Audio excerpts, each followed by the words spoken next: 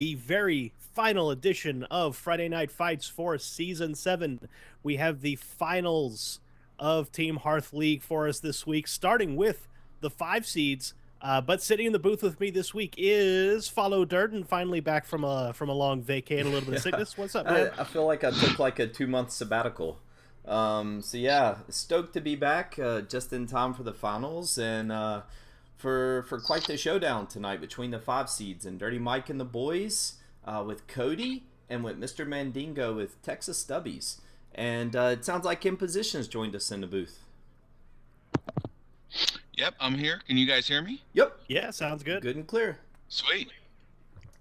Yeah, so let's take a second and talk about what happened last week. We saw the semifinal round between Thermic Whims and Dirty Mike and the boys. Tough fought series here. Dirty Mike and the boys end up taking the series 13-10. But on the other side, guys, Texas Stubbies, 20 points. Team Swagoy, 2. Yeah, that Two was points. Texas Stubbies are a rookie team.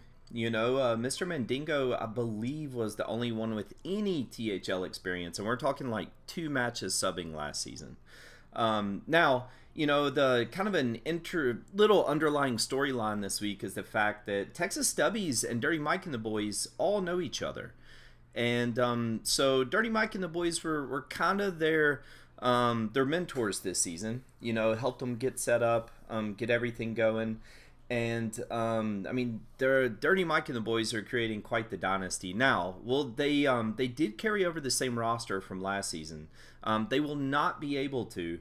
If they were to have a strong week, they would be approaching 2,000 PR. Holy smokes. Yeah. That's a large number. I don't know if they would crack it, but they would get really close. I think they're around like 1,940 or 1,960 PR, so they actually could crack it. So there's all sorts of storylines going on in this finals. So Texas Stubbies pulling a Dirty Mike, making it to the finals as a rookie team, and Dirty Mike just still going strong. Yeah, this was quite the shutout, in fact, by Texas Stubbies last week. Only Brasky and Doc McButt actually managed to even get a single point on the board. Yeah. Earl and Tom Locke both got swept. Animor looks like he just gave up the ghost once the rest of the scores came in. Yeah. So this has been like Texas. If you're watching this just from a purely statistical standpoint, Texas Stubbies just looks like such a favorite going into this match. But starting with the 5 seeds, and no matches yet played, and we're starting off with a mirror match. So this is interesting. What's our class loadout for MrMandingo versus Cody? Yeah, so we have a Paladin, Priest, Rogue, Warlock for both players. Interesting. And I believe we have the bands as well. What do the bands look like? Yeah, we do. So Cody banned Mandingo's Priest, and Mandingo banned Cody's Rogue. So I'm going to get those set up in OBS right now. Interesting. So we have... I'm interested to see the Paladin, but both MrMandingo and Cody were the only players on their squads to bring Paladin. Everyone else brought Druid in the first slot. And Paladin is generally seen as the way to combat Druid and some of the other slower decks, and it has a fighting chance against the likes of Warlock and not so much against Rogue. So it's kind of interesting that they both brought Paladin, probably both trying to target the Druid, and then neither brought the Druid. Yeah. So with Cody banning the Priest, though, I find that interesting because if you're taking Paladin, if you're taking Murloc Paladin specifically, you generally want to go after the Priest. So he banned the Priest and left up the Rogue. So Yeah. could this be not a Murloc Paladin? It's actually very possible. So I have a little experience playing Dirty Mike and the boys, and especially Cody. Actually, this season we just played probably 5 or 6 weeks ago, and it's so whenever I look at this, right, like Murloc Paladin is dominant across the board except for the Rogue matchup, and you have all sorts of pros that are trying to tweak the Murloc Paladin deck list right now to try and improve the Rogue class without losing its power with other decks, and so you know, whenever in one of the classes that Murloc Paladin does well against is Priest. So to bring Paladin and then ban Priest, Cody does like control decks. He actually swept me in SHL. Was not ready for it at all. He brought a lifesteal control Warlock and just totally ate my lunch. And so it's very, I would not be surprised if we saw Cody right now bring, you know, a traditional type of priest, maybe even big priest, but then bring control Paladin and control Warlock. Yeah, I mean, if he happens to have done that, taking control Paladin and control Warlock, I would put the favor on Cody's side, because that's a really great lineup against a more aggressive Paladin and Warlock and Rogue to some extent. It's at least playable against Rogue, although I think Rogue generally is favored against those slower decks. So this is going to be interesting to see. Do we know who's going to be on the bottom and who's on the top? Yeah, Cody will be on top and Mandingo will be on the bottom. Sounds good. Yeah, I just want to say too, you know, as far as like banning the priest, this is in position. You know, a lot of people are putting the Galacta crawlers and the zoo bots and all those kind of things in there. So, you know, he could be counting on Zoo Warlock with pirates and Rogue with pirates and be teched out to the gills to combat all that. True enough. So let's go ahead and send the message to them to get started, and we can start casting this series. Yeah, Mandingo needed another minute or two, but I'm letting them know that we're ready when they are. Great. But yeah, this is gonna set the tone for the rest of this final series. You know, with the 5 seeds opening, it kind of tends to be a little more contentious when you start with the higher seeds, because you still have, you know, plenty of question marks down the line. But the 5 seed opening up, giving, you know, a game or two, point or two advantage to the higher up seeds can be really huge in this, as at least as a morale boost in this kind of format.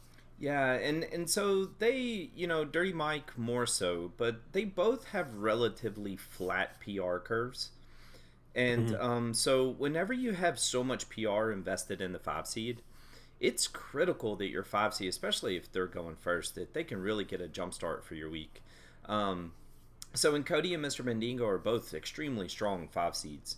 So, I mean, this is going to be one of the fulcrum kind of matchups for this week. You know, whoever, and if we see like a sweep or even a 3-1, that's going to be a big hill to climb when you're talking about the rest of the matchups. Indeed. And we are heading into the match now, and looking at the openings, check this out. MrMandingo with Gadgetzan Auctioneer and Eviscerate Mimic Pod. That is a Miracle Rogue.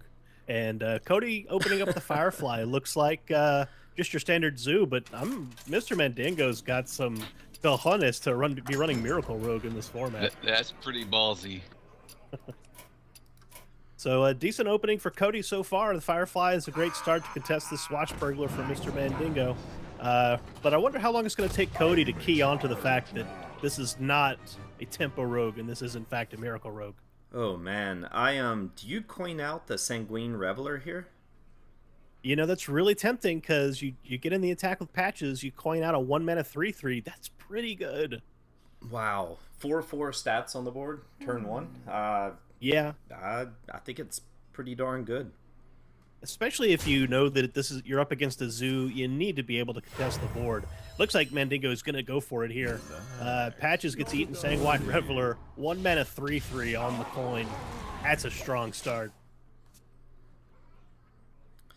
Cody now with not a lot of options. He can challenge the Sanguine Reveler with the Flame Imp. But he won't be able to clear the board just yet. I can't help but wonder if the Sanguine Reveler is playable at this point. I mean, that's pretty good. 3/3 for 1 mana. You know, I don't know why he isn't seeing more play either. But wow, so I guess with the new set, we'll see. Yeah, we're going to see a full board clear here. And he can actually read Dagger if he wants to. So yeah, Mandingo very fortunate picking up the backstab off the top of the deck. That allows him. Yeah, I like it. I like it a lot. Pressure that Warlock life total. But yeah, using the coin on turn 1 means Mandingo did not have an activator for a combo if he wanted it. but the backstab allowed it. Cody responding with the Darktrack Helmsman on Yeesh. 3. Man, Mandingo is... I mean, I would be surprised if we saw anything other than Hallucinate Eviscerate here, and... yeah, which looks like... I kind of like Cabal Trafficker here. What about you, You know, Cinder? it's a nice big body. It generates some more card value in the mid game. It's not a bad card to be playing, honestly. I mean, it's 6. You generally don't want to auctioneer on 6. You're going to be auctioneering on like 7 or 8. So yeah, I like this. This is fine. It's recreates board parity and maintains initiative on the board for Mandingo. Yeah, I mean, I guess there was a bit of an argument for a Possessed Villager, depending on how many combo pieces he has in his deck. You know, if he needs that 1 mana trigger for the combos. But man, Cabal Trafficker is such a good body with a good effect in this matchup. And I tell you what, that coined Outsanguine Reveler has connected to face twice, and combined with Life Tap and the Flame Imp's damage, Cody's already at 18. And Mandingo's got gas for days. Yeah, look at this. The Mimic Pod picks up 2 Thalnoses. That counterfeit coin is going to come in pretty handy in a couple of turns, but no development available for Mandingo past the Mimic Pod, unfortunately. Yeah, losing that coin would have just been a heavy blow. Oh man, and Despicable Dreadlord is... Yep. Both 5 mana plays available there for Cody. That allows him to clear the board and seize the initiative. Mandingo, though, preparation coming into the hand along with that counterfeit coin. That's a whiff. It's a whiff now, but that auctioneer is going to have a chance to play next turn. Coin Trafficker, really good play here. Puts the 6/6 on board, starts generating cards. Yeah, this top deck for Mandingo is going to be critical. I mean, of course, all top decks are, right? But, I mean... Sure. You know, his ability to potentially draw into something to contest the board going into turn 7, when you know it's probable that you have a Bone Mare by now, it's going to be tough.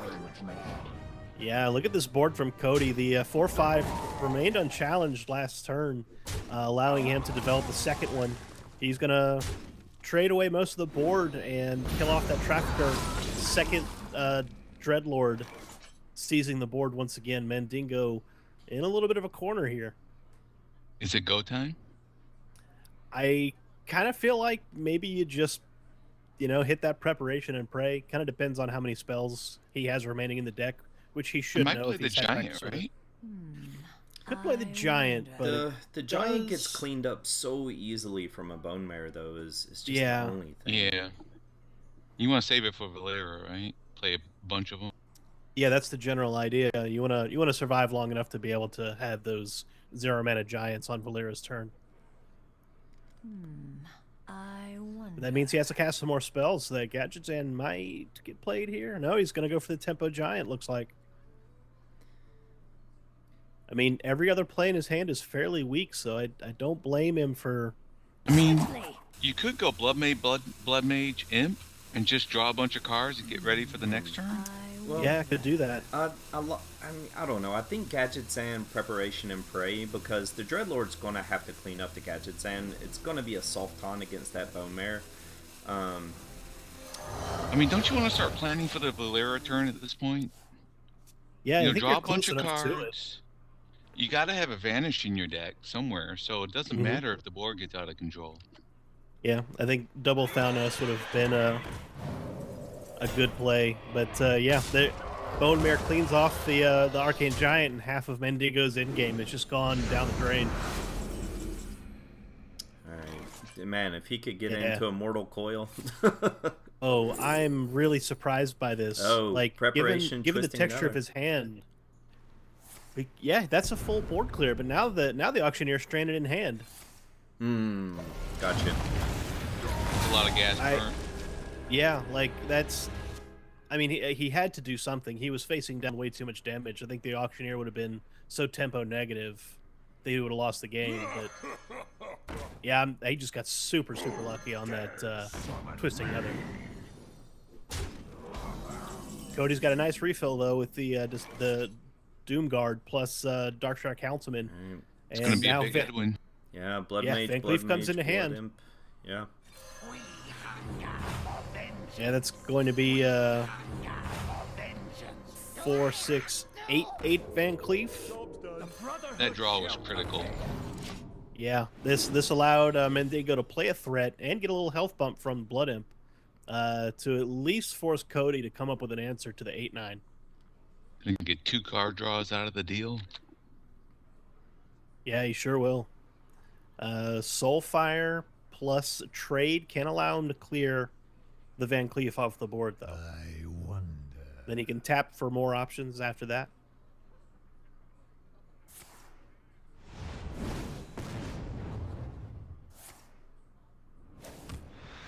Oh, Tap generates wow. second Soulfire. Wow, like dodged a bullet on that one. Now he could play the Soulfire and then trade with the Councilman to maintain the 5/7 on the board. Yeah, that's what he's gonna do. That's a lot of power to leave on the board. Mandingo, Oh, no answer man, and a whiff. off the top. So Huge whiff here. Valera would give him 5 health. And allow him to start generating value. But you could always just bump and draw too. I mean, I don't know what's most I think ideal for him. I think you draw Could 2 play- here.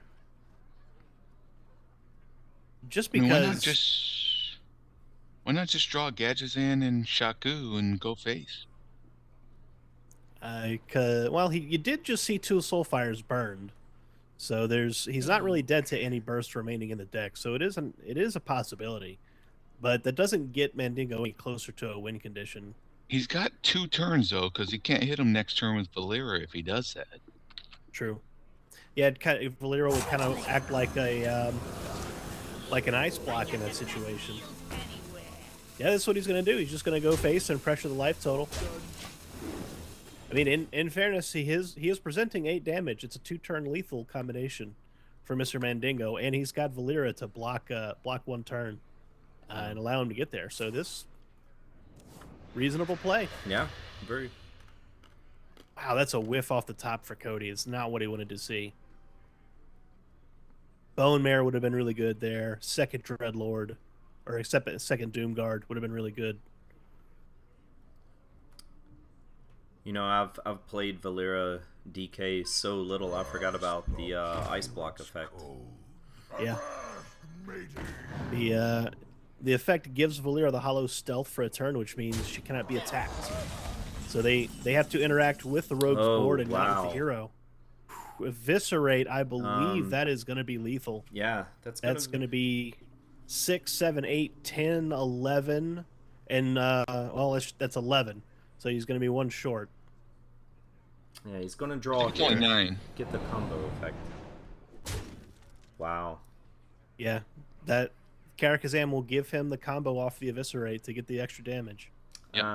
Yeah, you that's just it. go Valera here, right, and punch everything face. Yeah, you may as well. You're facing lethal. You have lethal secured in your hand. I don't see why not.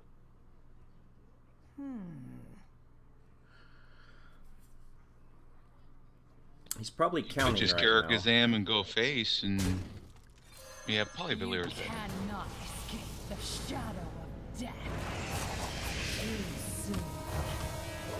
Yeah, because the hero power effect will give him a second Eviscerate. This guarantees Oh, lethal yeah. for Mandingo. Yeah. Wow.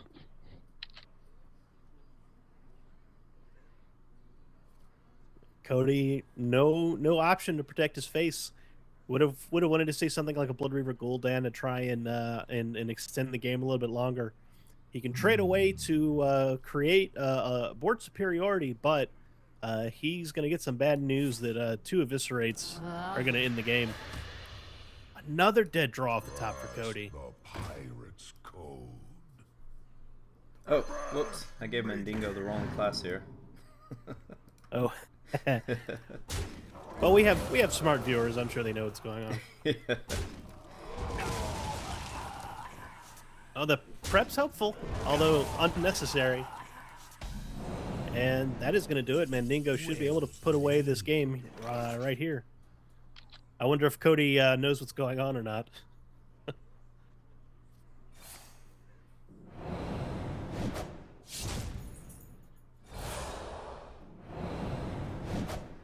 So a very risky Miracle Rogue selection from MrMandingo pays off with a victory against a very difficult Zoo matchup, putting Mandingo up 1-0 in this series. Yeah. What a great position to be huge. in. I would Wow. I would have to give. I mean that Sanguine Reveler just put in tons of work off of turn 1 Swashbuckler. I Yeah. firmly believe that play won the game Yeah. by itself. Yeah, I'd have to agree. That Reveler put in a lot of work. What, it got about 9 to the face, I believe. Is that right? Yeah, I 6, think 9? so. Yeah. And then combined with 5 damage from Warlock's own effects, I mean, he was halfway down already. You know what? It lasted till turn 5.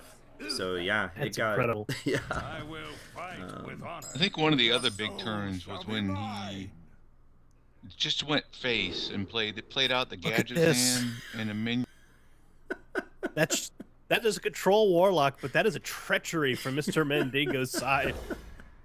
I'm in shock. Cody Treachery taking Doomsayer is OP. Cody taking what looks like a very by the book Murloc Paladin, MrMandingo treachery. He even keeps it in the mulligan. And he's Oh got man, this is spicy. he's got a solid opening hand too to deal with Murloc Paladin. Yeah, you're right. That Doomsayer Drain Soul combination is going to do some work. Oh, Galactic Crawler's helpful Oh too. wow! And Cody's bringing the Jombre version, which does run pirates. So Yeah, we see patches in the hand already, so we know that there's more than one pirate in that deck that Galak is going to be able to eat. MrMandingo has a guaranteed board clear on turn 4 or 5 with that Doomsayer Treachery combo.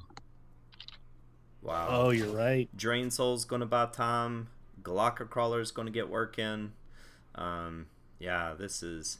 If Cody drops Valfin patches, he's going to be heartbroken.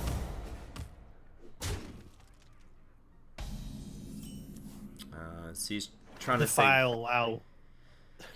Wow. Mandingo getting all the answers he needs to combat these early turns from the Murloc Paladin. Alright, so So he's... Cody can start. Sorry, He can go start ahead. building a. He can start building a pirate board right away if he wanted to use that weapon, but he's going to wait till next turn to utilize it. He actually, yeah, because he can weapon Dread Cell combo next turn. Yep. So Cody holding back on the patches. Oh, okay. Oh, He's baiting Mandingo. He's baiting Yeah. him. Yeah, Mandingo's gonna get the bad news that if he would have waited one more turn, that would have paid off. I don't think he cares, though. He can clear anytime he wants. Oh, you're absolutely right.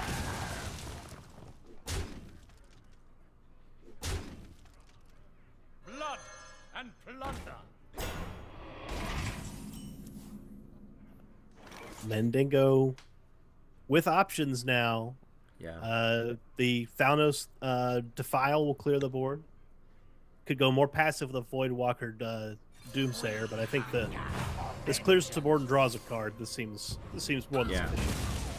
That seems worth 4 mana right there. Yep. More AoE coming into the hand for MrMandingo for later on in the game. Got Yeah. Dreadlord on 5, Enforcer on 7. This is looking quite good for him. And this is such a critical turn for MrMandingo here, because if he can keep the board clean, which he's gonna be able to, keeping that board clean going into turn 6, so strong versus the Paladin. Yeah. And Cody had an absolutely dead turn on 5. He Yep. couldn't play anything. Not just keeping it clean, but taking control of the board at this point. Yeah. The Dread Corsair will not even contest the 4/5 from the Despicable Dreadlord. Blood. But he's So- got to play it. It's his only threat. So we've if we see treachery, all right, guys, let's start taking bets on what other cards. Howfiend, I feel like Howfiend's going to be in there. Are we going to see the rattling Skelemancer or whatever it is? Oh, Moat Lurker. Moat Lurker, Marin's got to be in there. Oh, this is the final set, and MrMandingo, along with the rest of Texas Stubbies, decided that this completely off meta set was the way to go. But so far, it's paying off. Yeah.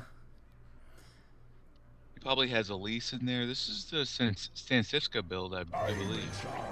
Yeah, Stansifka very well known for not only control warlock but very unusual control warlock builds.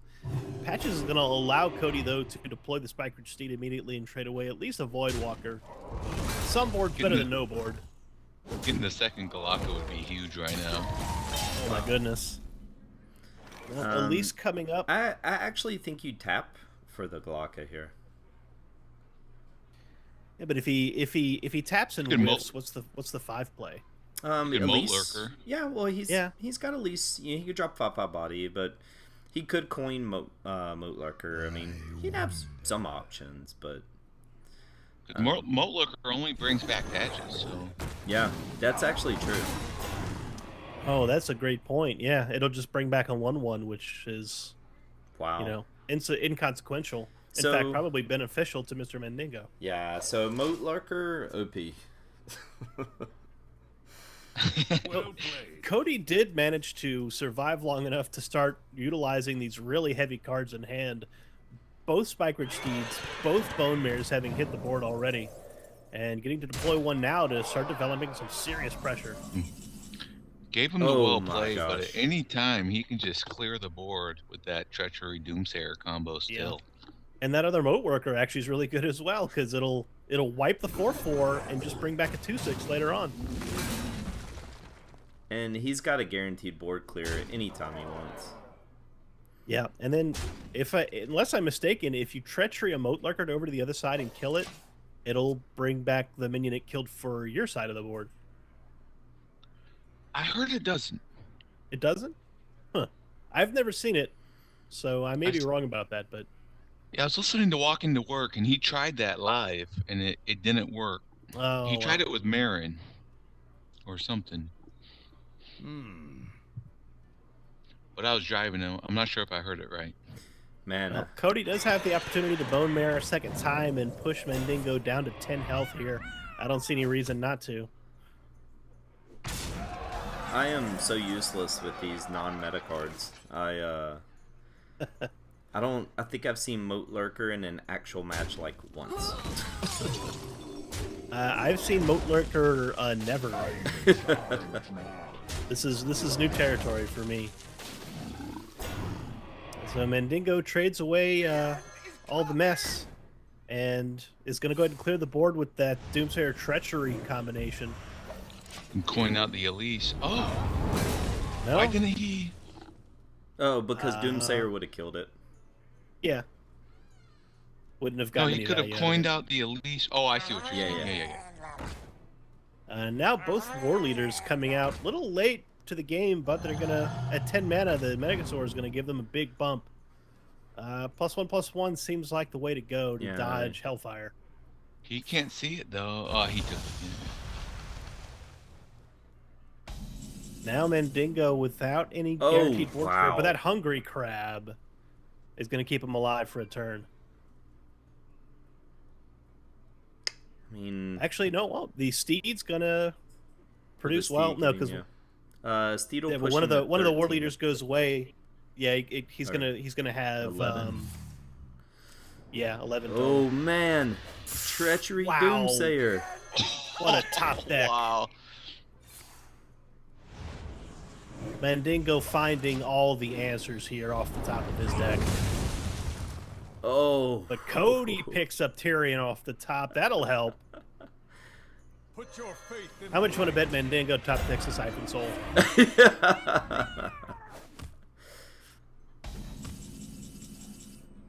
oh, Dirty Rat. Dirty Rat Almost, does almost it. as good, though. Yeah. He could actually coin out the Marin if he wanted. I don't think you do. I think you get a lease out there. But Or is he just going to drop Marin by itself? he's got to have a read on Spike Ridge Steed. I mean, that card's been I would sitting think there. so. Yeah, it's been sitting there 5 or 6 turns now. I would have No, been he tempted makes to it play now. Abysmal. You think you want to play Abysmal there, right? To pop the block, or? No, But I don't. I think it's before- inconsequential. Well, he's going to play Oh, it, he though. plays it after. Yeah, a little bit of a missequencing there by Mr. Mandingo. decided after the fact to play the Abyssal Enforcer, but Yeah, I don't think it really makes a difference based on the board state. that's a tough call. I think if you're going to make that read, it's worth it to play your AoE first before you drop it. Yeah, oh, absolutely. Rat. Cody, though, continuing to develop board pressure. Mandingo out of answers in hand. Twisting Two Nether. board clear would be combos about already. it. Oh, Defile. One, not going to do it. two, nope. He's got to tap for a Twisting Nether. That's the only answer. Oh, No, one, two, no, three, he's got Oh, it. look at He's this got it. recognition. Wow. Wow. What a fantastic read by Mr. Mandingo on the trade plus Defile there. If he taps, And he's got the mana to dead. play here. Yeah. He can't tap. But Does Marin the Mandingo Fox will run at any? least... I'm sorry. Does Mandingo run any taunts? Because Well, he should Hope have he runs another. something. He should have another Dirty Rat in there. Yeah, another Dirty Rat, another Void Walker. Yeah. DK would give Maybe- him some health. that's what I was thinking. The DK would be key right now. Yeah, that would bring back one of the Void Walkers. Oh man, Cody eye for got an the eye. eye for an eye. That's just nasty. That could be real trouble. Mandingo down to 2. Cannot, if Eye for an Eye comes out, he cannot use any board damaging AoEs like Hellfire or Abyssal Enforcer. Yeah, DK is the only thing here that's. Oh wow! Down off the top. Oh man. Mandingo needs to go to Vegas after this set. Is it enough though? Yeah, yes, especially with the life tap. I mean, with the life steal, hero power. But is he dead this? Wait. Oh, I see. No, Yeah. because the Marin will clear away the 2/4. That leaves. He'll take 5 from. He will have to use a charge from Ashbringer. Yeah, that's right. Oh wow. And dead draw with the True Silver. Yeah, absolutely. Cody cannot develop any further this turn. That eye for an eye could kill Yeah. him. He's going to have to sequence around Afra and Ah. And Mandingo also has the option to break the chest as well. Man, if he can hit a Siphon Soul to give himself a little more cushion, he should have another Mistress of Mixtures. He's only played one, I believe. Yeah. Yes. I mean, if he could play Yeah, if he Mistress of Mixtures and then bump it with his own hero power if he doesn't need to clear board with it. If he Yeah, can do it- anything to get past this turn, it's a good game. Yeah, honestly, I think he has it. Cody cannot, because the Dreadlord cleared away the 1/1. Cody cannot clear through the Void Walker without using the weapon, and then Mandingo should be able to stabilize with the hero power. Cody has deployed all of his heavy hitting cards so far. Tyrion gone, both Bone Mares gone, both Spike Prestige gone. Do we have Nor- a both DC? Murloc Is Leaders Cody gone. timed out? I think he timed out. Yeah, Cody made no play and hit the That's rope. unfortunate. They Let me they are message playing him. from the same location, are they not? Cody joked that they were. I don't know if it's true or not. Let me message. see. Well, Mandingo going to go ahead and play out his turn here. Yeah, he's got to play it. I'm asking Cody. I think Mandingo had this game anyways, but Oh. I would have to agree. Yeah. I mean, especially if we see this Mortal Coil and if it draws something beneficial for Mandingo, I don't think there's any way for Cody to come back. Oh my from gosh. Mandingo said that Cody's PC went to sleep. This. Oh, for Pete's sake! Do all your updates before you do the finals for a competitive Hearthstone event. I must feed now. Well, Mandingo's going to go ahead and play it out. So many bloody decisions. I mean, Wonder if Cody unfortunately in this situation, I mean, top deck for Cody with the second chance could really mean everything, you know?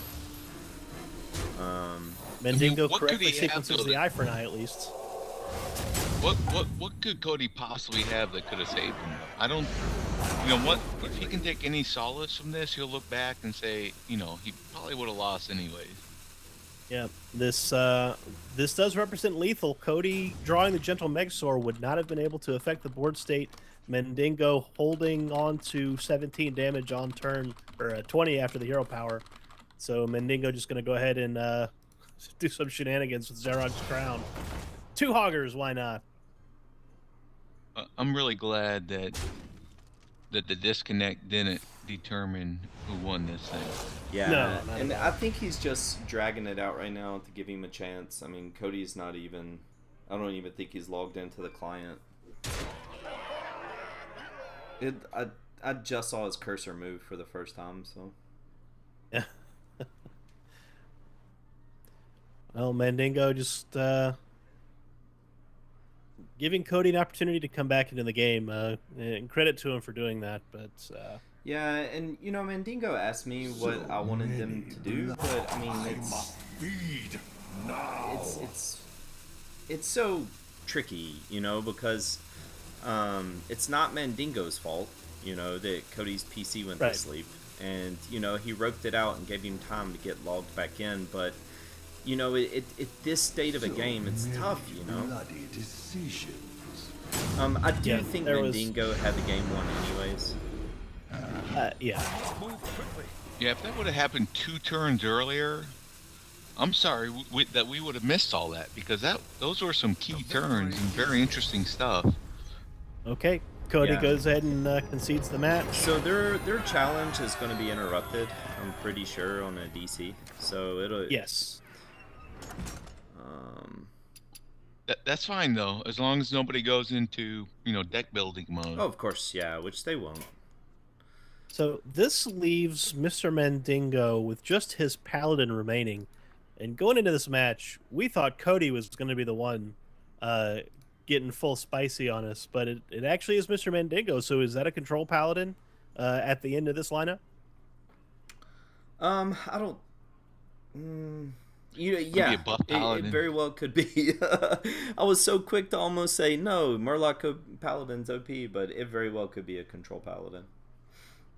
Could we see something as bizarre as like a 4 horseman auctioneer Beardo, Zodia Paladin? I'm not putting it past Mr. Mandingo at this point. At this point. Yeah, you know, we talked about that the Warlock being a Stansifka inspired build, and this is the kind of thing that Stansifka would do. So I feel like Mr. Mandingo is channeling his inner Czech and pulling out all of these really spicy decks and actually getting rewarded for it Yeah. in the finals, no less. Yeah, you know, and man, this will be the last time I bring it up, and just for the audience, you know, because Mr. Mandingo did the classy thing, you know, he said he roped, and said, so Cody's just trying to he said that his client gives him problems with the first game when he logs back on, so Yeah, he's I hear kinda, that. yeah, he's getting the bugs out right now, so we'll go back to the match in a moment. But, you know, Mr. Mandingo asked, hey, what do you want us to do? It's totally up to the player in that moment.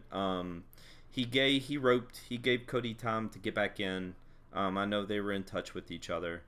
And it's easy for us sitting here saying, well, after that dead draw with the True Silver Champion, we knew that Mr. Mandingo, it was over, you know.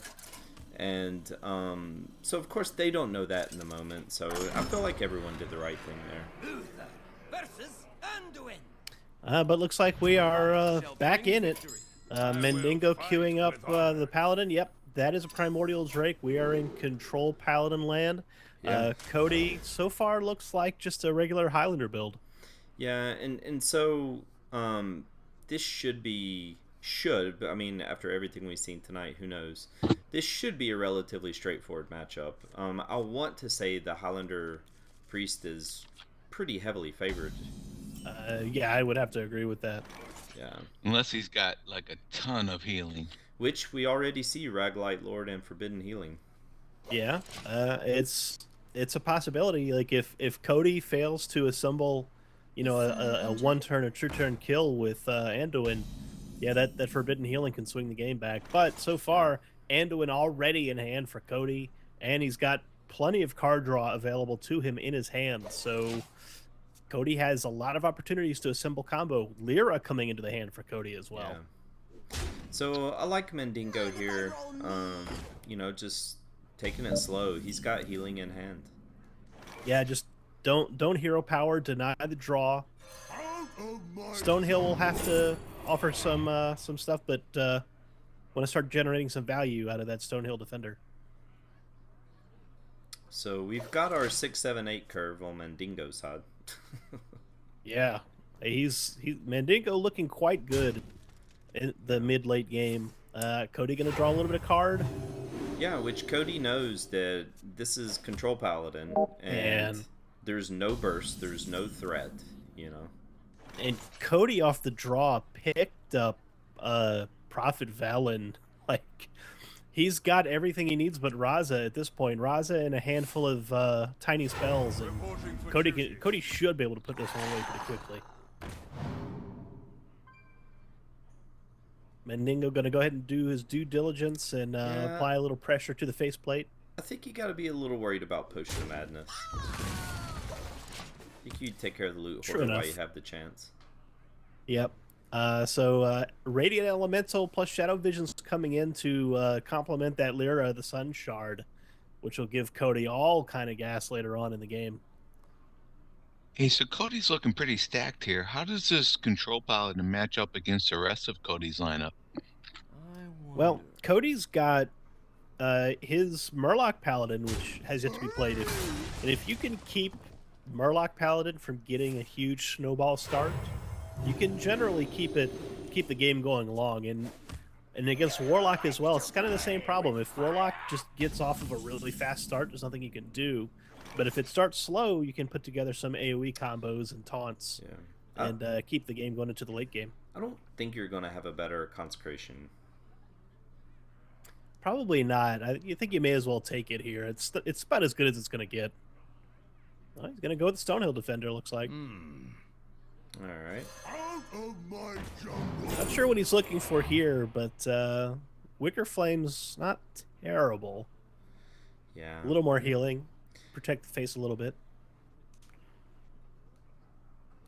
Not sure against Highlander Priest. Which you might be holding the Consecrate for, but... maybe just an equality combo later on, but yeah, Cody's not really going to develop a lot of huge boards for that even to be an issue. Yeah, so he's got gas in hand. He's got 2 of the pieces. He's just needs Raza at this point. In fact, Cody's hand is a little too heavy at this point. He's got to develop something to keep from burning a card, and you don't want to burn Raza. No, so and it's kind of stings because you want to save some of your cheap stuff, but looks like you could just try and go off of Lyra here. Yeah, but that could be a problem. That can still create a situation where he's got too many cards in hand. Yeah. Look at that mind control from Lyra. Gosh. I mean, that's got Tyrion's name written all over it. Oh, man. Against a control paladin, what a pickup. Circle of Healing generates a Holy Nova, not terribly useful in this matchup. No. Mandingo does pick up an equality, though, for a board clear later if he needs it, but this kind of looks like just a Sunkeeper Tarim and trade away Lyra. It's probably the best option. Well, I mean, you're forcing him to play a minion if you leave Lyra up. Something to think about. True enough, yeah, because you don't want to fill your hand with stuff from Lyra and then burn something. Yeah. Novice Engineer coming into hand, not helping with the 10-card problem. I hope you like my invention. Glimmer Root also going to threaten to burn a card for Cody. I think he's got to play out the Radiant Elemental to avoid burning a card here. Blood Mage would also generate a card. Yeah, everything in his hand draws a card. Yeah, this is fine. Yeah, this will allow him to just take the cheapest thing. Binding Hill. No. Okay, good. Yeah, he didn't take the Power Word Shield. That would have been a problem. Yeah, yeah. Shadow Word Pain for the Sunkeeper makes sense. That's yeah, perfect. Get that 3/7 off the board. That's Yeah. fine. Perfect Curator turn here for MrMandingo. Yeah. Difficult minion for Priest to handle. And draws him. He's gonna go for the Infested Torrent. Curator might have overdrawn him. Ooh, He's currently at 8 cards. Curator gone. Yeah, depends on if he has 2 or 3 draws. It would have Curator. probably would have pulled another Crawler and a Primordial Drake.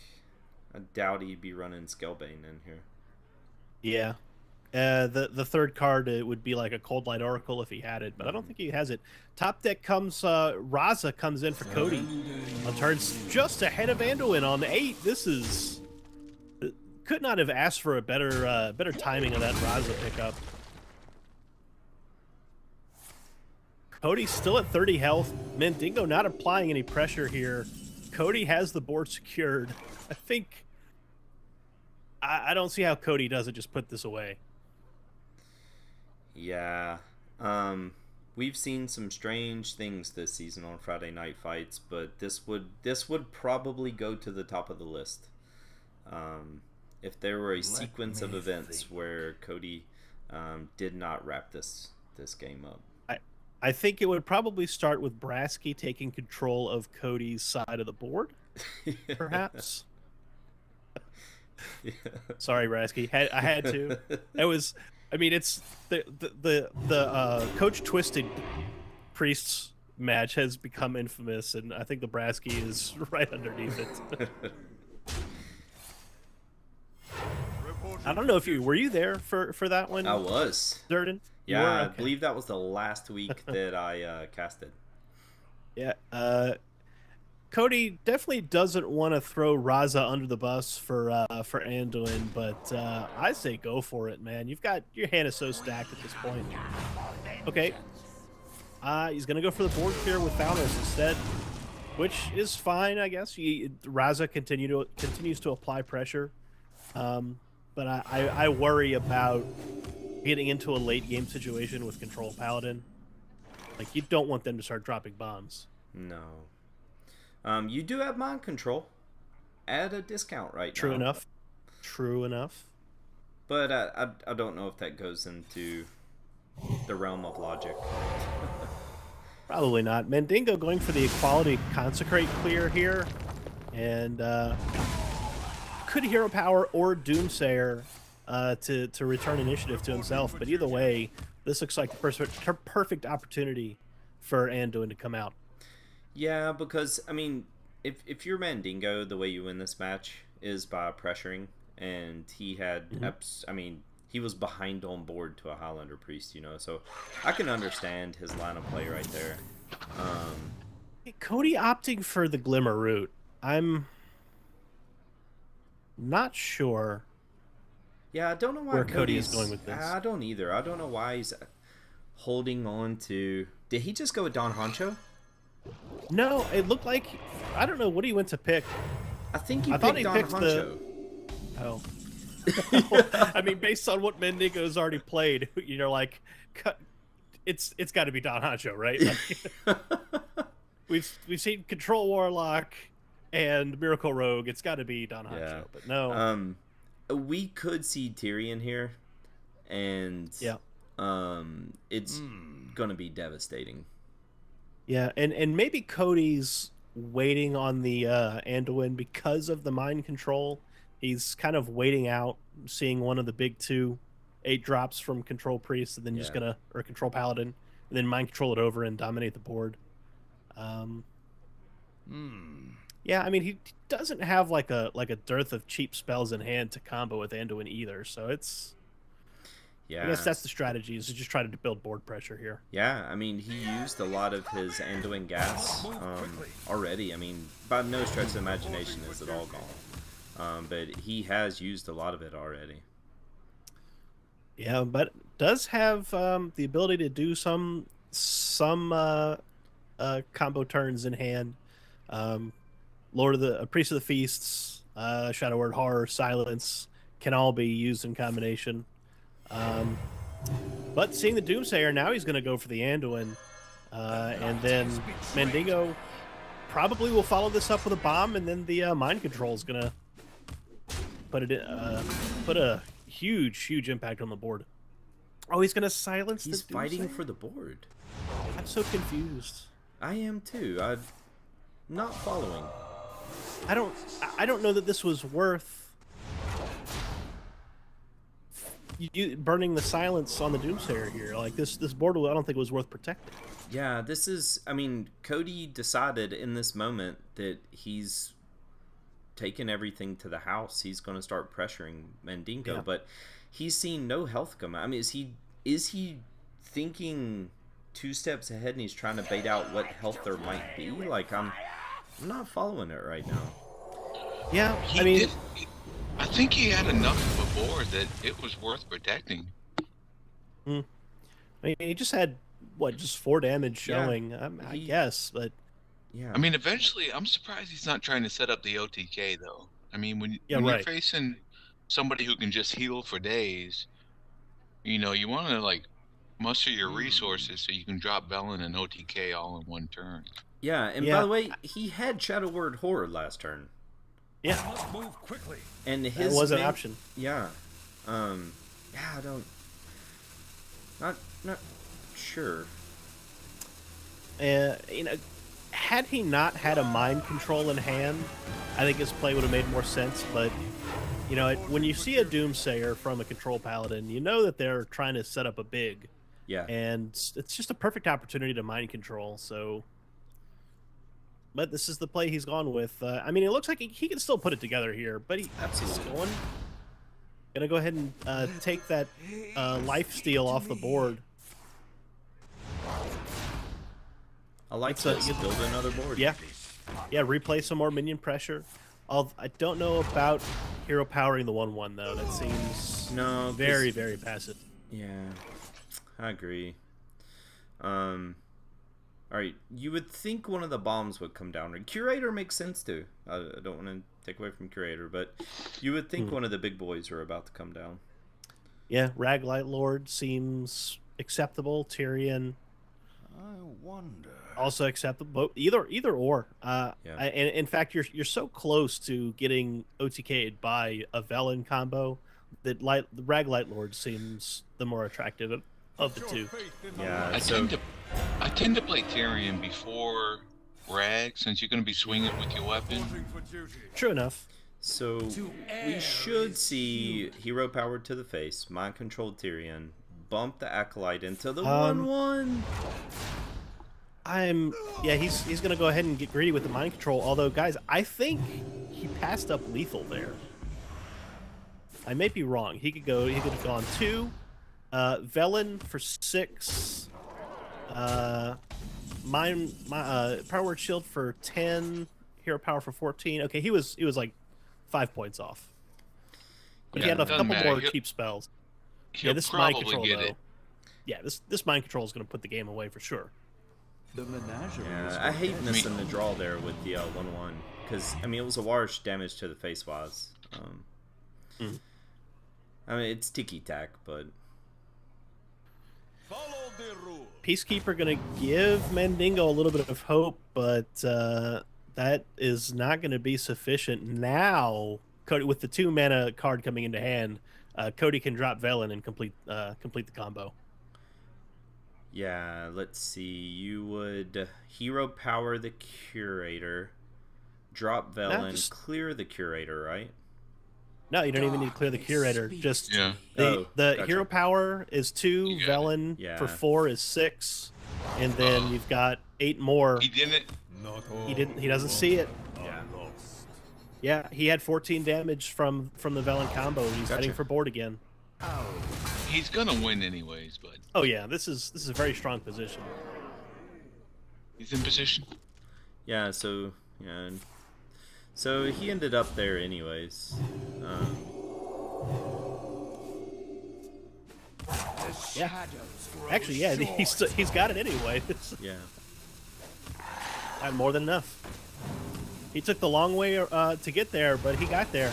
So Cody finally finds a way to get back on the board here. Mandingo needs to requeue this Paladin and try again. Alright, so Cody's Priest gets the W. Cody now has the option of the Murloc Paladin or the Zoo Warlock, and I mean, with 2 shots, with needing to beat both,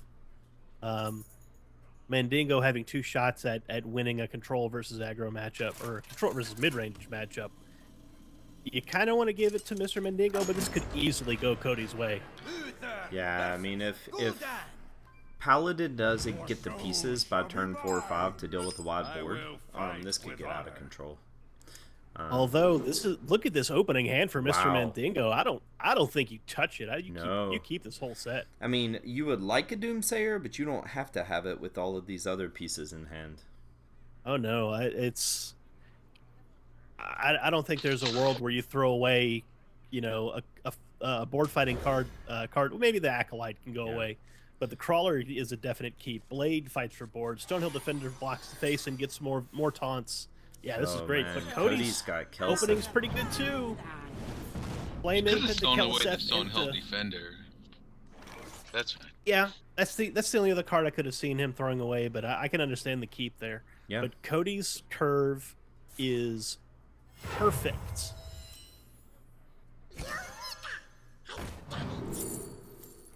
Noble Sack probably the take there from the Hydrologist. He gets it. Cody should be able to Keleseth into South Sea Captain on 3. This is, so far, looks good for Cody. Yeah, and so that Hydrologist is going to get, you know, it's going to do its job. Clean up the 3-2 here. We'll see South Sea Captain come down, and Galaka Crawler will eat it up. Indeed. He'll get a little bit of a reprieve from 2 damage for the Noble Sacrifice. Aldor Peacekeeper is kind of nice, but the Stonehill Defender is also a viable play on 3. Want to see, so he should run Patches first. Yeah, Patches will absorb the 2-1 and survive, yeah. Alright.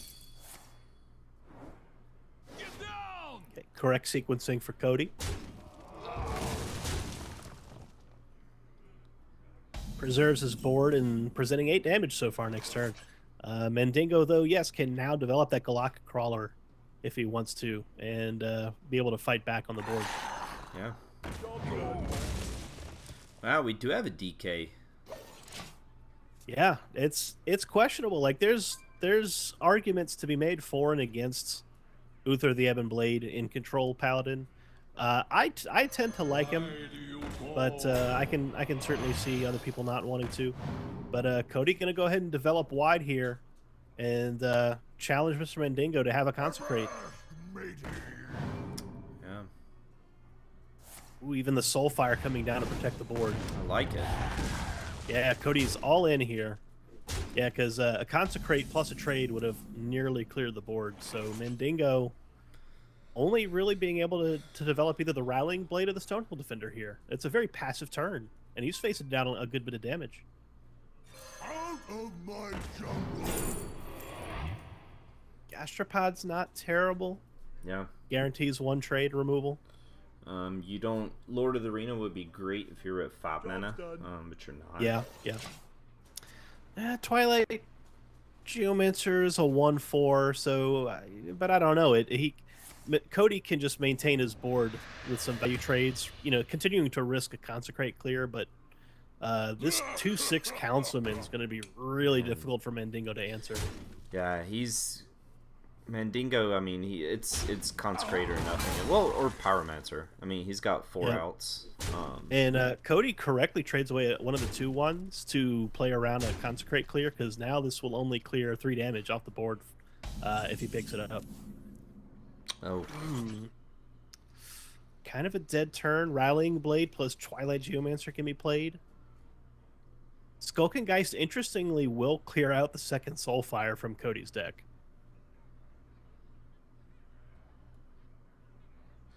But yeah, none of these plays are very good. No, I mean, I'm sitting here racking my brain for. I mean, Mandingo going to go for the equality here. And then the Twilight Geomancer challenges several minions with the equality. Okay. Ooh, you never want to see that. You get both discards in your hand. Yeah, Doomsayer is just, it will get met by Aldor. But again, if he top decks a Consecrate, it's just awkward again, you know? Yeah. So Cody will probably trade away some of these small minions to duck out of the way of AoE damage. And then he's going to be able to push in 10 more damage, 11 more damage into the face. Yeah. And Mandingo is all but dead here. I can't think of a single 6-drop that saves the game here. No, that's... Oh, this... I mean, Forbidden Healing would have pushed him back to 18 and bought him another turn, but... The only thing Mandingo can do here is Aldor Peacekeeper, the Doom Guard, but then any minion Cody plays will give him lethal from the Darkshire Councilman's attack buff. And 2 draws to get to one of those. Exactly. And Zulak is nothing but minions with the exception of Soulfire. So... Nah... Aldor... No, that would be 6. Even if he Aldors the Doom Guard, there'd still be 3, 6. 4, 5. Oh, yeah, you're right. Yeah. I can't count. Yeah. Yeah, this is lethal no matter what. That Doomguard draw was Yeah. right on time. Cody throwing out a little bad manners. Waiting for the inevitable here. Maybe his computer now. Oh, no. No, Hopefully there's nobody pulling cords out of the wall over there at the finals house. But yeah, Mandingo ropes out. No play. Wow. Have to wait and see what's going on there. It doesn't matter though. Same thing as last time. Cody was Exactly. well in control. So Mr. Mandingo, with a very spicy lineup, managed to get 2 up on Cody in this set, but with Control Paladin remaining as the only deck that needs to get a win, all of a sudden Cody is threatening a reverse sweep with Murloc Paladin left to play. Yeah, and this matchup is... I'd have to look, but I want to say this matchup is pretty darn 50-50. Am I totally off on that? I could be quoting very old data. I think, I'm going to check, but I think that Murloc Paladin is very heavily favored. But we can I will check that out right now. Yeah, I haven't seen any Hungry Crabs. or I have anything not like seen a that. Hungry Crab. Now, this is a pirate-heavy Murloc Paladin from Cody. It is true, and we have seen a Golaka Crawler, so that may come into the equation here. Yeah, in fact, it's there. It is. Again, like Mr. Mandingo with a pretty good hand. He's got a quality Pyromancer. He's got an Acolyte for draw. Got the Golaka Crawler. And Cody's hand is fantastic as well. Like, this is... Both players have a dream hand here. Oh, Wicker Flame too. Mr. Mandingo has to find a way to not have this early game get out of hand.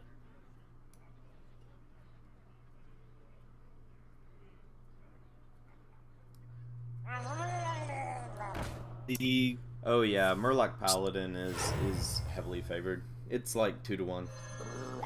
Oh yeah, it's pretty tall in the favor. So, oh wait, did Cody just miss an attack? Cody just missed an attack with the Tide He Caller. did.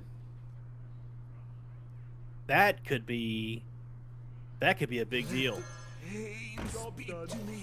Acolyte's only going to get a single draw here if Cody decides to trade it away. But look at this War Leader coming out to play. Look how much damage this is already. 10 to face. You know, more than a draw, it saved him 3 to the face, and that could be the difference all said and done. Yeah, because That we will see actually it would have clear been here. lethal. Yeah. Like, if there was no board clear, that would have threatened lethal next turn. But the equality clear going to give Mandingo quite a lot of breathing room. And just a reminder, there was that much damage on board on turn 3. Like that. Yep. Oh man. And Cody has no serious refill here. He's Spike Ridge plus Bone Mare in hand, not gonna do it on turn. What are we on? Turn 4, turn 5? Yeah. Yeah, on turn 4, he's just got to settle for a Hydrologist and a Hero Power. Mandingo needed exactly Equality and Pyro Ooh. to be drawn, and he had it. Yeah, he could Stonehill Doomsayer here. And Yeah, this is a great Doomsayer turn, but he reaches for the Burn Bristle instead. Probably just as good. Trades away the board and gets a little healing down to get him up from 20. And Cody draws the second Bone Mare. Another nearly dead turn for Cody. Mandingo has an Equality, so he's feeling okay at this point. Yeah, he's going to need to pick up something to combo with that Yeah. Equality, but yeah, this is a good position.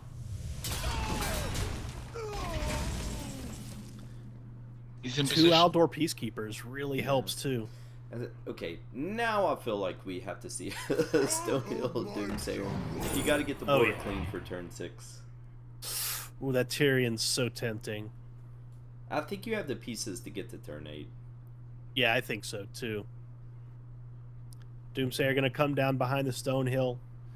So Cody could develop the Spike Ridge Steed, but it'll only leave a 2/6 on his side of the board after the Doomsayer.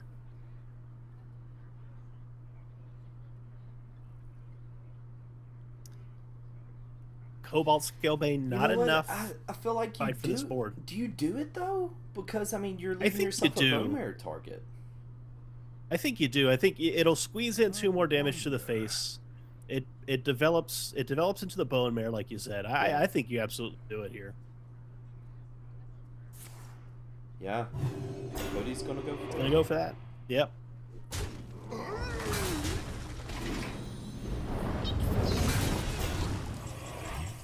Yeah, and the only answer that Mandingo could have had would have been Stampeding Kodo,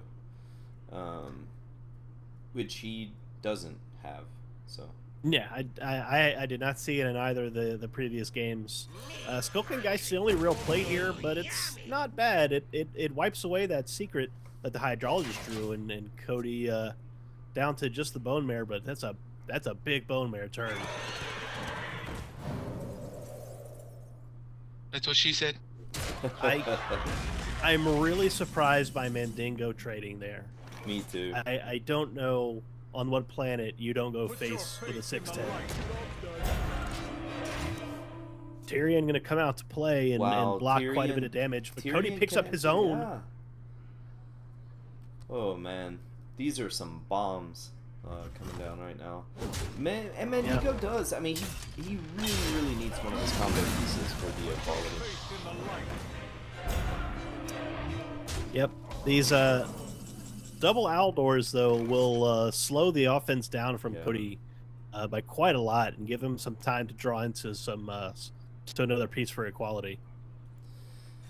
Yeah, and he can and should, probably put 8 attack on the board this turn. Drop a block or crawler here. Yeah, you've got both. If in case you see a pirate later on, you can still play it. I think you're seeing why he traded earlier. With those Aldor Peacekeepers, he might have been worried that you just got to keep the board clean. Yeah, but that second Bone Mare from Cody is going to bring Tyrion right back up to where he was previously. Oh, he's going to go for the Scalebane. That's fair. Or not.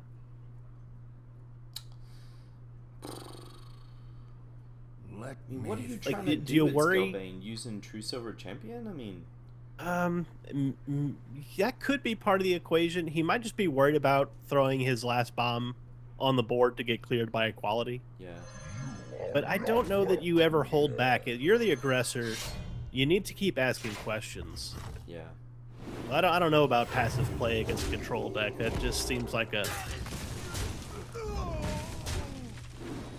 losing proposition.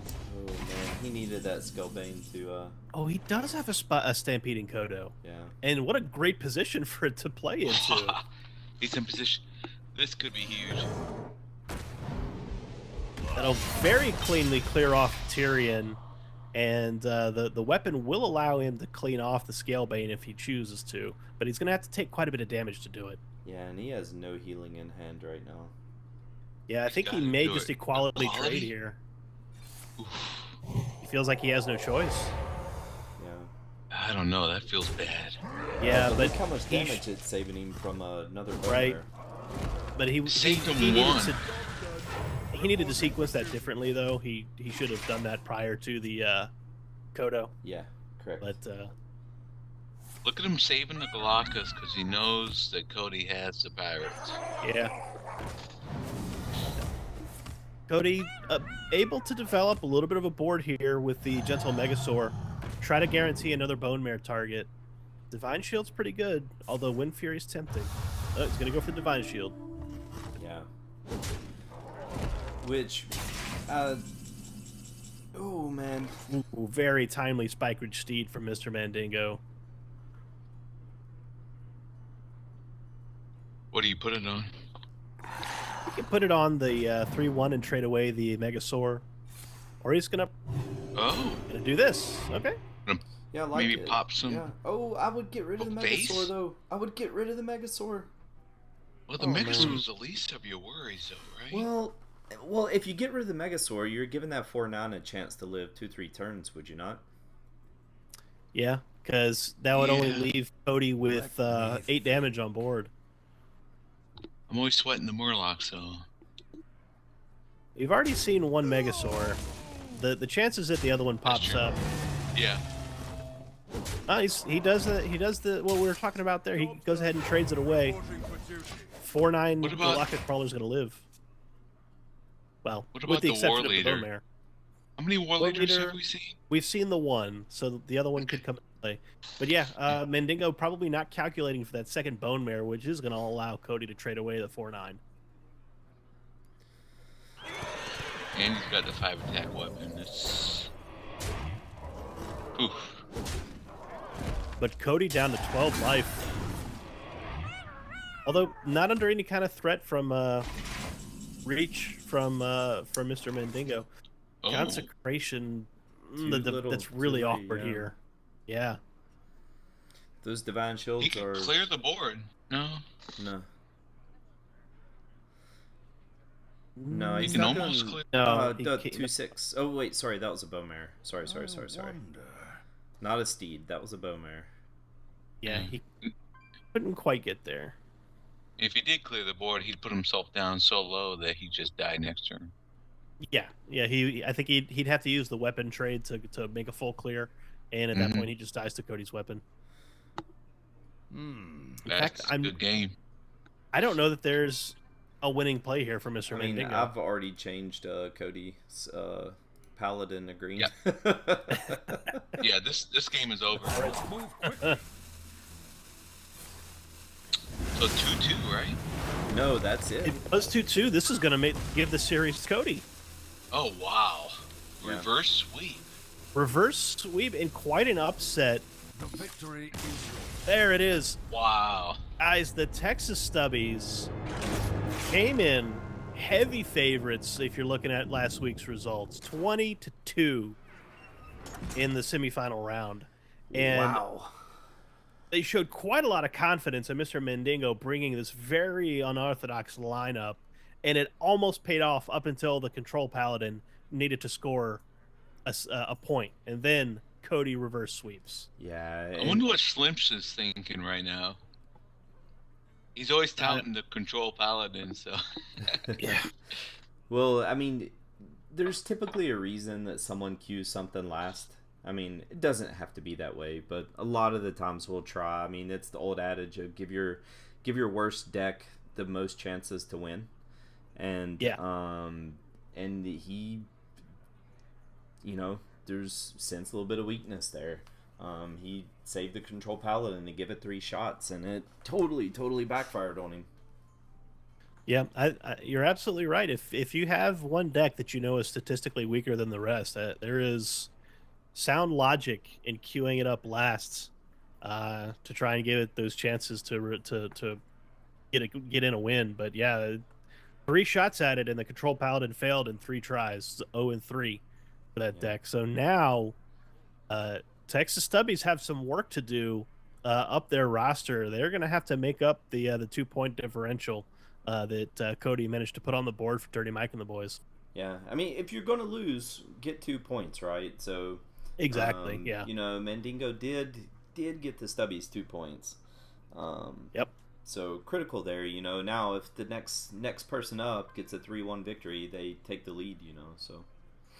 Yeah. Now they have to be looking at Osmonaut's Hunter in the lineup and wondering if that might end up also being problematic. Hunter, good, but certainly has some bad matchups in this meta, especially against the likes of Druid, Priest, Rogue, Warlock. Yes.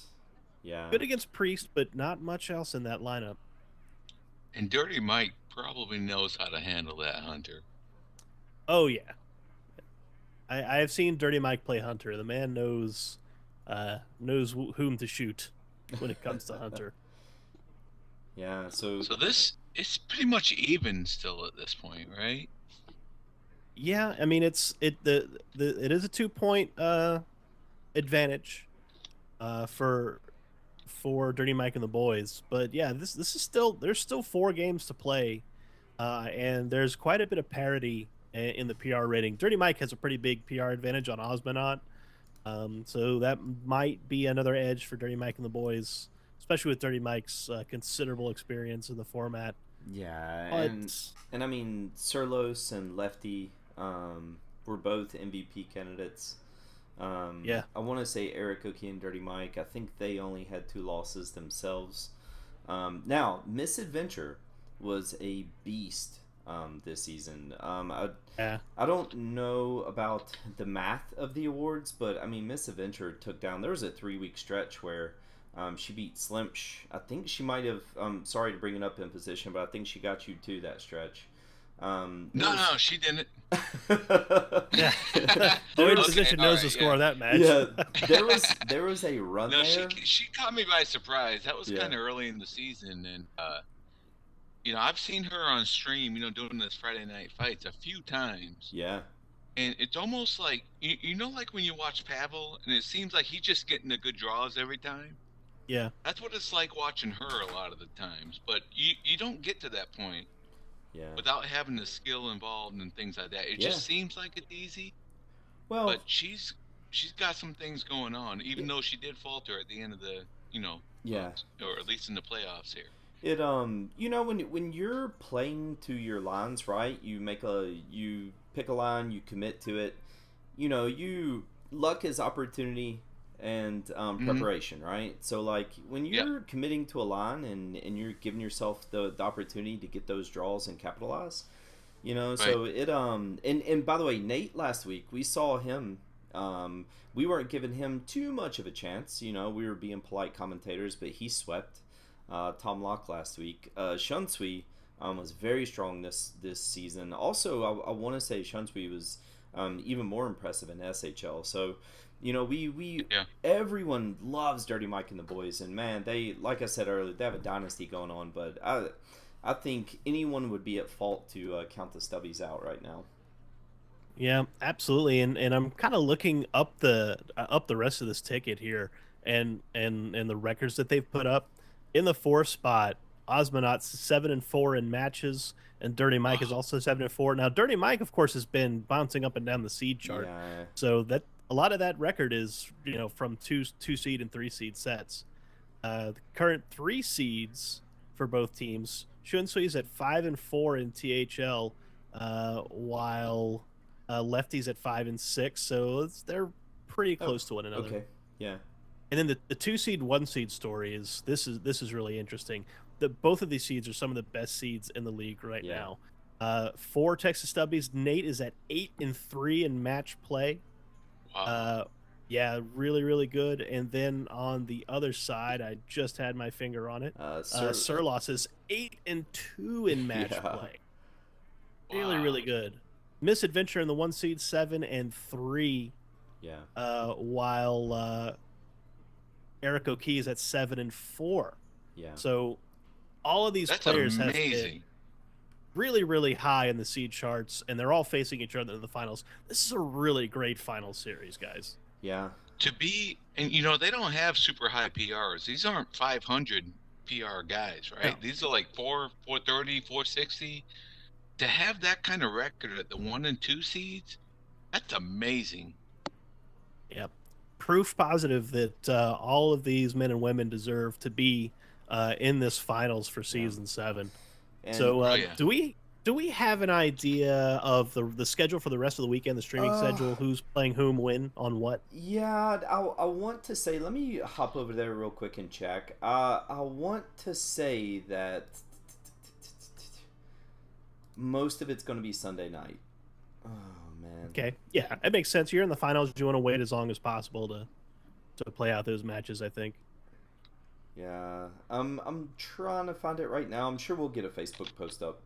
I'll ping Hockey and make sure he lets everyone know if we haven't done it already. But I want to say a majority of it's going to be Sunday night. Yeah, so keep an eye on that Sunday night stream to see how the rest of these finals play out. Final thoughts for the night in position? Yeah, I just really like Mandingo's lineup all the way up until the Control Paladin lost. Yeah. Right?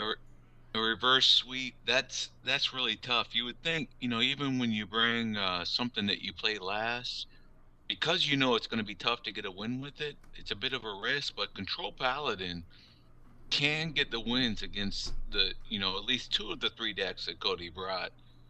So the Yeah. fact that he didn't get a win in any of those matches is got to be disappointing for Mandingo and that whole team. The series is basically tied up at this point, as far as I see it. Yeah, absolutely. And I tell you what, I'm from New Orleans, and I did for a good long time follow the Saints. And when they were in the Super Bowl, Coach Sean Payton called for an onside kick right at the opening of halftime to get the ball back. It ended up working out. I remember that. And he said of this decision, he said it's one of those things where if it works, you're a genius. If it doesn't, you're an idiot, right? Yeah. Like MrMandingo's lineup looked great up until the Control Paladin lost the series. Yeah. So, but yeah, I love it too. I love Control Warlock. I love Control decks in general. So props to him for putting together something unorthodox and actually getting 2 points with it. Yeah. Durden, final thoughts for the night? Yeah, kind of the same, I actually felt like the Control Paladin, when we saw Control Paladin, that it wasn't in the worst spot. Like, we knew it was going to get beat by Priest, right? But, it wasn't in the worst spot. If you draw into your answers early, you still feel pretty good against the Pally and the Warlock. And, the cards just didn't fall his way. But, I loved it. THL is a strange beast. We see so many established people come into THL and struggle a little bit. Just because THL, like we always call it, the pocket meta, right? When you know your opponent's classes, you can really get to that second, third, and fourth level of thinking. So, while a lot of people might look at MrMandingo and his strategy and ridicule it, like I loved it. Like I thought it was good. I thought it was great, and kudos to him. And who knows, maybe with Osmonaut, maybe we'll see a Control Hunter and make Bembro proud. That'd be so good. And kudos to Cody too. And let's point out, this was the battle of the 5 seeds. Yeah. And we saw this level of play and strategy and everything else. That's amazing.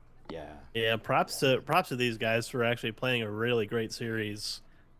Even here in the 5 seed, just proof positive that this league is just filled with quality players from top to bottom. Yeah, agreed, guys. The so it's a bummer, man. Maybe we'll all get together and cast some off-season tourney stuff. I know we have a lot of spicy stuff on the calendar, and but this might be it for Friday Night Fights until season 8. Yeah, might. We're going to be doing probably quite a lot of chair shuffling in the off season and getting on some different shows and putting together some different ideas. So, but we like this crew. This is the Friday Night Fights crew. Is a great crew. Yeah, I think we all agree that we want to try and work together again. Lefty and I owe each other a grudge match, so maybe we can get that on Friday Night Fights in the off season. There you go. Yeah. You can do something. I'm sure. And we had a great season, a lot of great matches, so it was a lot of fun to cast and watch and put together. So it's all good. Yeah. So Yeah. and until next season, everyone. Maybe we'll catch you before then, but for sure we'll see everyone in season 8. Good night, everybody.